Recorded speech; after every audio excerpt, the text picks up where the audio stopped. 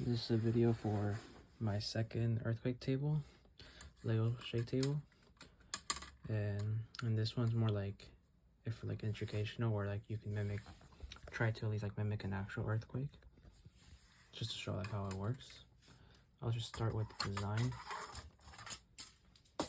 So in our previous one, we used a bunch of bricks and built like a whole skeleton for it, for like at the top two for a flat 32 by 32 plate to fit.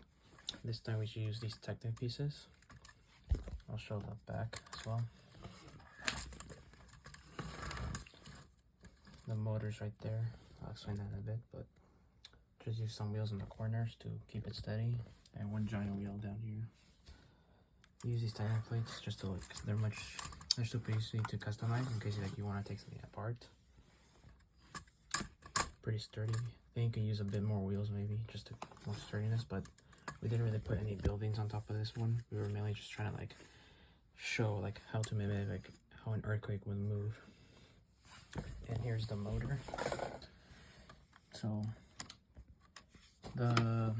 we use this Eve Spike Prime or Storm. I forgot what it's called, but this a Lego Spike Prime kit. I'm able to put my own coding in there. So that's the Lego shake table. That's the code that I'm going to be running for this demonstration, and it's connected to a motor. And here are the gears. So this big gear here, this is what's connected to the motor itself. So when it starts spinning, it's gonna spin this gear, and this is gonna spin this smaller gear. Because it's smaller, it will be able to complete a lot of rotations, more rotations before this one can complete its first 360 rotation. Which this one, like, I don't know how many, but it can complete like more than one. It will maybe be like 5, 10, whatever. I didn't really count, but it's able to complete more rotations before this one finishes one full 360. And I added this little piece on top here so that way, because if I just attach let me show you. We're gonna be shaking this thing here itself, so this thing attaches to the gear right there. But I just attach it to the gear, then it will just start rotating like in a circle like this. It will spin, not really rotate around the table itself. So I just added this piece to like extend that a bit more out here, and then I'll be connecting it through here and just add another one here. That way it could actually like rotate around rather than just spinning in place. So this will make it rotate. And I did attach it a bit. The gear itself will start moving as well. I did attach it a bit right here. So this little piece is attached to the bottom here. That way it won't like move out of place. Because there's also in here is where my partner put an LED screen to like display information. That way we kind of want to mimic like, let's say like a museum, like someone walk into a museum and then they'll see this earthquake table, and then it will start displaying information about like the earthquake that's simulating. So the one we were simulating was El Centro, and so we just display like information like the magnitude and what other things about the El Centro earthquake. And right here I have my laptop to show the coding.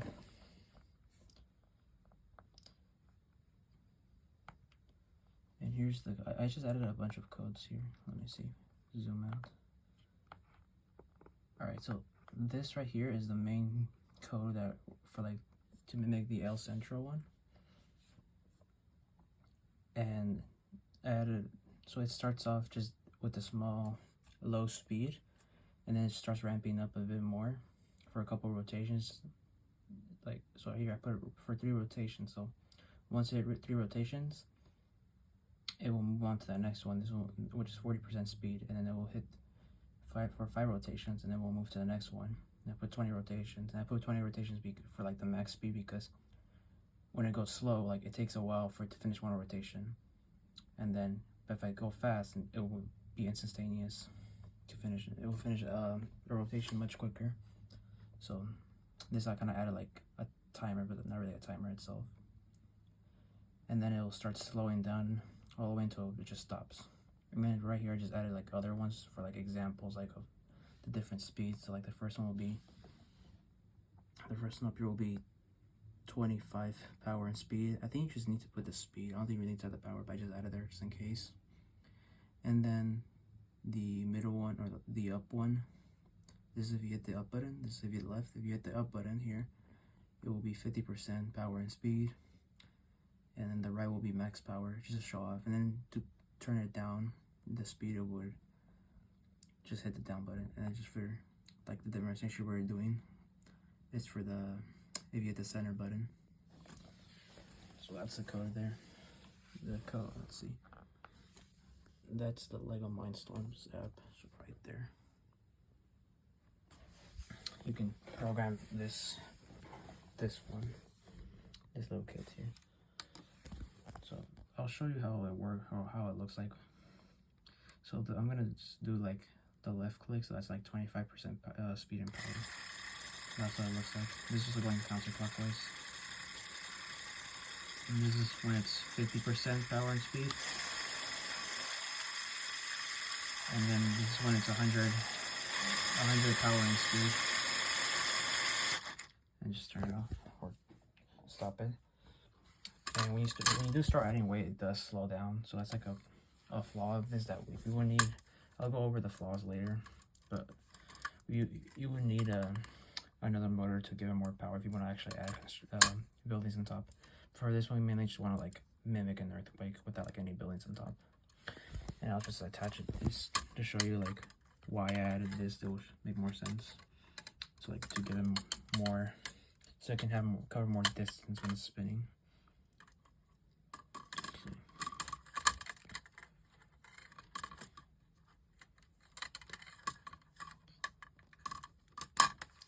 It's a bit out of place. Alright, it is moving up. It is outside a bit, but it will fix on its own. I'll just do low speed just to demonstrate. So that's 25% speed. Now I'll show you the center code, which is like what we're simulating like an actual earthquake, how it will behave.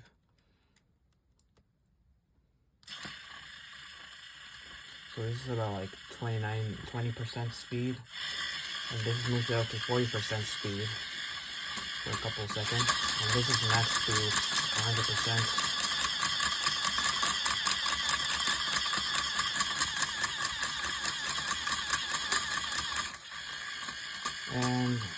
And then it starts going back to 40% speed and back down to 20% speed until it just stops. So this is part 2, and I'll mention some flaws about this. So right now, like in the previous video, or I'm gonna attach them together, but in the demonstration I showed, like this thing starts like spinning in a circle like when it starts rotating. So a good idea will be like to figure out a way to like lock it down. Because I pretty much just I just locked it on with these two pieces. So these two, and I just put the gray one up here and the blue one here just to attach it like that way, because it won't just rotate in the same place or pop out of place. But it doesn't. Maybe you can replace this axle piece with something else, that way it doesn't rotate around, because this is the only thing that's attached to it. You could definitely find a bigger piece for it and actually attach this. So this is the piece that's causing it to spin. That's why it's spinning, because of this. And I think a way will be like, this isn't really attached to this here. I would need like to attach it to a to this other hole maybe here with a much longer one. I just didn't have a longer one available. And so that's one flaw, like it spins. Another one is that, so my partner did the LED screen. I don't have it, he took it. It was supposed to be here. It would be a good idea like if we could attach it with this here, so that way when it starts spinning, rather than just spinning it. And my partner had to like manually input it as well. So like displaying the information, like it will display like the seconds in there, like how long like the 20% rotation speed is lasting long or lasting for, or how long the earthquake is lasting as well. But he will have to manually put it with a button there, rather is it called than like it being together. Like if I press this button, then this LED screen will also start up like together. We would have to do that. We would have to do it each individually at the same time. So it'd be nice if like we could find a way to attach both things together or connect them. And as a second flaw, another one would be like we were able to get both X and Y movement compared to our previous one. We didn't get it at all. You only got one movement, but we were able to get X and Y movement because of because of circular motion. So we just went in a circle. But that's not really how earthquakes typically behave. Like they don't just go on a circle, or at least a perfect one. They go more like an elliptical. Well, depending on the earthquake, obviously. But the one we were trying to mimic was El Centro, which it wasn't to call like a circle. It was more like elliptical. So like if X was going maybe this way more over here, and then Y was just going just a bit less than what X was moving. So I definitely think adding a second motor would help with that. That way you can get two different movements and two different speeds. And that would be like the third flaw. And that would also add more. You'd be able to give more power to this thing. That way, like if you do want to add buildings to it.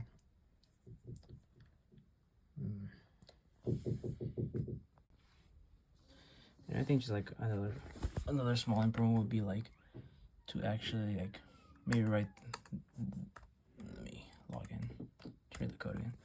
Maybe to improve this code, because I just have it like set for like rotations and like it slowly increases the power. Maybe like there could be a way to like it just increases by 1% like each rotation or something like that, rather than what I did like it does 3 rotations, then it increases by 20%, and then that 40% speed will go for 5 rotations and then increase to 100% speed, and then it would like slow down.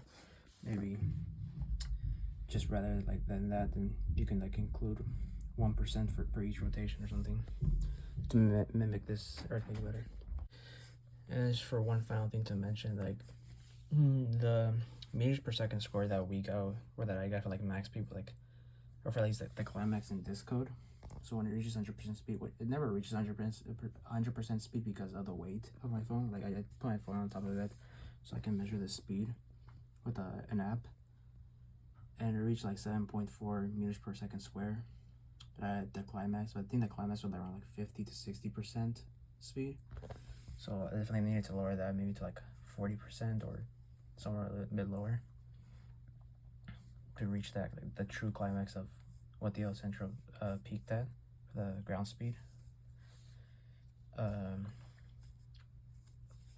that would be like another thing to like actually get the proper movement for it, or the proper peak ground speed. And I think that's pretty much what it is. I think the table itself, I think I would recommend using these panels. They're super easy to customize as well.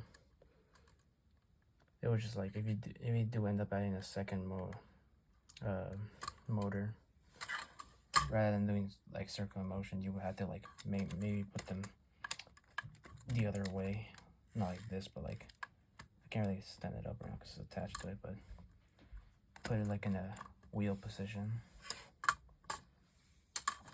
And I think that's about it. So today I'll show you guys how to be connecting this LCD screen with this 4x4 keypad to the Arduino R3. So first you're going to make sure some LCD screens don't have this. They have a 16 pin, but I got an I2C connector which will convert it to 4 pins. You're going to connect all of them, and you're going to start by connecting the ground to the ground on the Arduino. The VCC will go to the 5 volt. The SDA will go to pin A4, and the SCL will go to pin A5. So let's go ahead and connect that.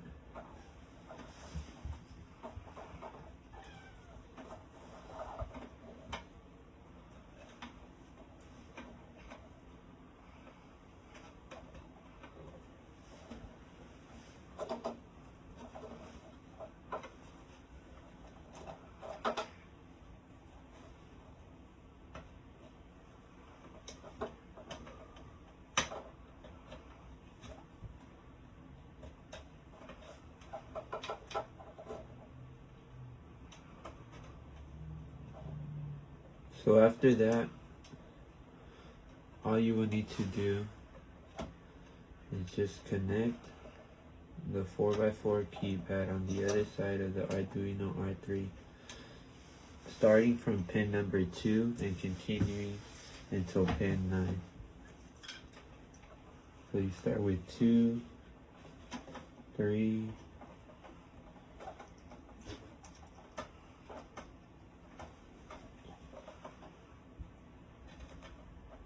4, 5.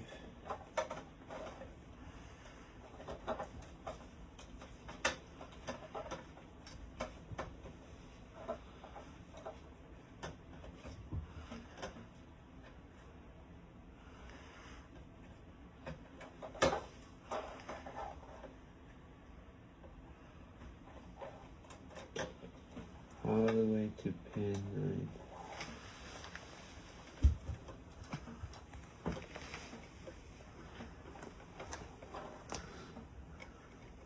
What you doing, kid? After you have everything connected, you're going to plug in the Arduino to the computer. You can go ahead and use ChatGPT to get the base code, and after customize it to whatever you want the display to display.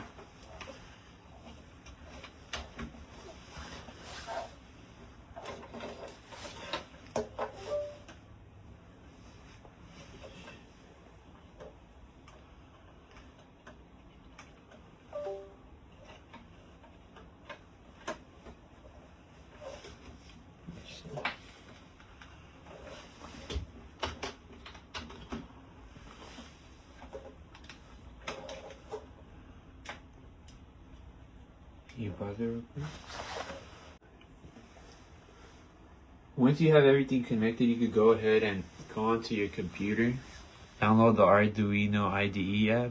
Make sure you have your code. Once you have your code, feel free to press this check mark button. It'll verify, make sure there's no problems with the code. It'll say done compiling. You just upload it to the Arduino screen. And there you go. So having this, you could use the keypad. I have it set up to display info about El Centro earthquake.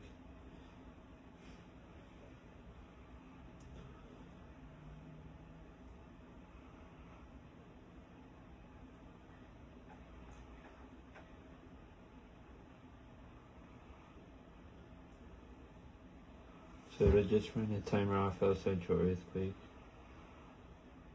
Let's see. And then I also have it set to display info about the El Centro earthquake, deaths, injured. And that's pretty much it. Pretty easy little project.